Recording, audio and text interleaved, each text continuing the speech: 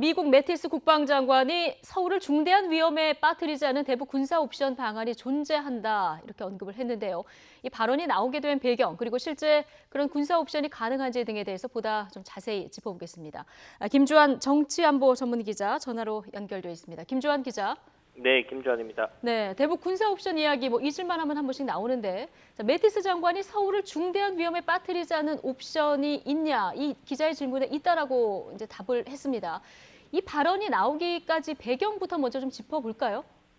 사실 지난 4월 미중 정상회담 직전에 트럼프 대통령의 발언까지 좀 살펴볼 필요가 있습니다. 예. 당시 트럼프 대통령은 모든 옵션이 테이블에 올라와 있다. 이 말은 많이 회자가 되고 있죠. 그리고 이제 미국 외교안보 라인이 대북 압박과 관여를 왔다 갔다 진자운동이라 그러죠. 그 벽시계가 왔다 갔다 하는 것처럼요. 그래서 압박은 군사적 대응을 의미를 했고 예. 관여는 대화를 의미를 했는데 그런데 최근 북한이 6차 핵실험을 단행하고 나서 이게 다시 강경기류로 바꿔지는 듯한 모습을 보이고 있습니다. 그래서 예.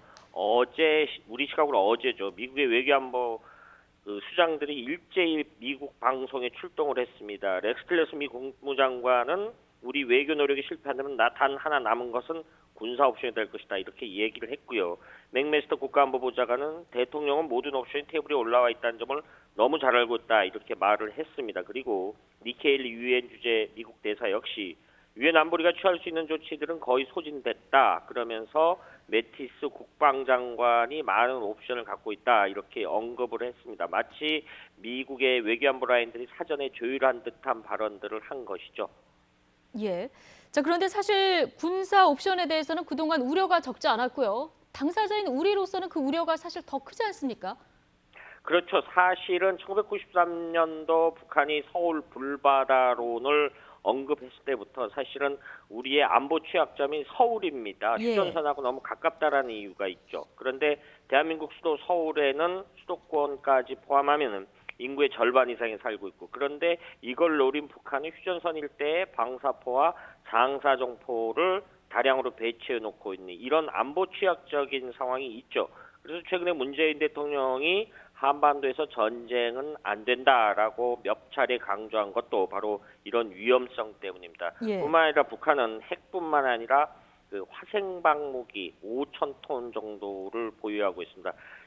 이런 일이 없겠지만 유사시 북한이 이런 걸 가지고 서울을 보복 공격한다면 큰 재앙이 오리라는 것은 명약관화한 사실이죠. 이런 것 때문에 군사 옵션이 사실은 선택하기 매우 어렵다라는 것이 그동안의 중론이었습니다. 네. 자, 그런데도 서울을 중대한 위험, 그러니까 그냥 위험은 아니고 중대한 위험이긴 합니다만 이런 중대한 위험에 빠뜨리지 않는 군사 옵션이 있다. 이렇게 얘기가 지금 미국에서도 나온 건데 현실적으로 따져보면 그런 방안이 있긴 한 겁니까? 사실 군사 분야라는 거는 최악의 경우 1%를 가지고 실행하는 경우가 과거에 종종 있었습니다. 그런데 최근 미국 언론들의 보도 배경을 좀 볼 필요가 있습니다. 서울을 겨냥한 장사정포나 방사포를 신속히 제거하는 방안을 검토 중에 있다. 이런 이야기도 있었고요. 그리고 과거부터 이야기는 하지만 지금 북한 핵 문제의 가장 큰 위협은 북한의 지도자인 김정은 한 사람의 모든 것이 결정되기 때문에 이 부분을 어떤 북한 주민들과 북한이라는 국가 체제에서 정권을 분리를 해야 된다. 그래서 이걸 레짐 체인지라고 하는데요. 이런 부분까지 언급이 됐었죠. 예. 그런데 이걸 역시 군사 옵션으로 보는 경향이 있습니다. 좀 범위를 축소해서 이야기를 하면은 이런 김정은이나 북한 지도부를 제거하기 위한 방안이 뭐냐? 우리가 그동안 염두에 뒀던 많이 언급됐던 참수작전 그리고 우리 이런 걸 염두에 둔 연말에 우리 역시 그 부대를 창설 준비 중에 있습니다. 그런데 주의할 점은 우리가 참수작전을 하면 좀 도식화돼서 생각하는 경향이 없잖아 있었습니다.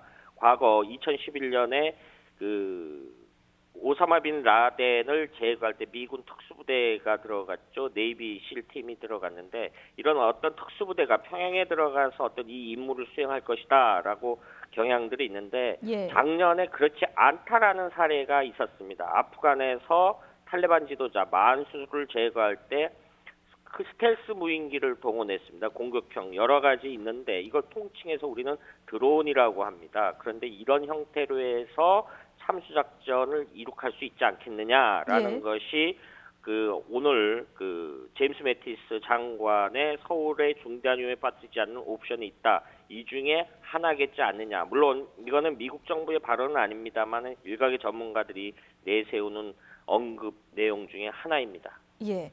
그런데요, 이 공격형 무인기를 동원하는 군사 옵션을 선택한다 하더라도 북한 지도부의 움직임을 사전에 알 수 있어야 하잖아요. 이거는 가능합니까?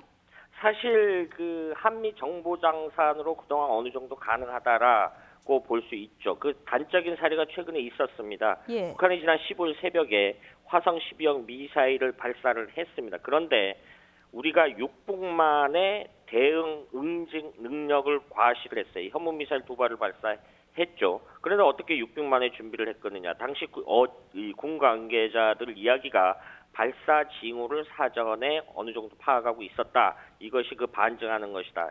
이렇다라고 하면은 북한의 지도부의 움직임을 우리가 한미 정보자산으로 24시간 파악이 가능하기 때문에 유사시 북한 지도부를 제거할 수 있는 이것이 확대 해석하면은 이른바 킬체인 개념이 됩니다. 그리고 예. 미국 일가에서 최근에 논의되는 것 중에 하나가 지금 앞서 스텔스 무인기를 언급했지 않습니까? 이런 네. 거를 동해상공의 고도를 높여서 띄워놓고 이른바 북한 전역에서 미사일 이륙해서 북한 영해를 벗어나면은 타격하거나 요격하는 방안, 이른바 노플라이 존이라는 개념을 점점 구체화되는 논의가 있죠. 그리고 실제 미국이 2014년에 실전 배치했다고 전해지는 마하 20, 그러니까 시속 2만 킬로미터의 극초음속 미사일로 요격하에서 어떤 제거를 하는 일종의 참수작전 일환이 될 수도 있고 이런 부분들이 검토 중에 있다라는 의견도 없지 않습니다. 예. 자, 김주환 기자. 지금 설명한 옵션들이 실제 사용될 가능성, 이 가능성에 대해서는 어떻게 봅니까?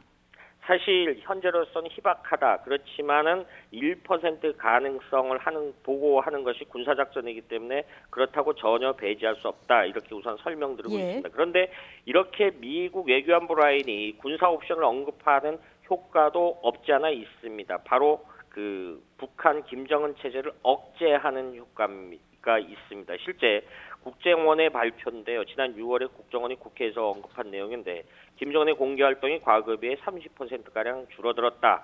이런 부분도 있고요. 그리고 전략무기들이 한반도 상공에 전개될 때마다 이렇게 북한 지도부가 공개활동을 안 하는 경향을 보이고 있습니다. 그리고 물론 일본 언론 보도입니다만은 김정은이 주변에 구소련 KGB 출신 요원들을 군사고문으로 채용을 했다. 이거는 어떤 미국의 참수작전 가능성에 대한 나름대로의 대비책이지 않겠느냐라는 이런 전망들이 나오고 있는 상황입니다. 네, 지금까지 서울을 위험에 빠뜨리지 않는 대북 군사 옵션. 자, 미국에서 나온 이 발언 실현 가능한지 알아봤습니다. 김주환 정치안보 전문기자였습니다.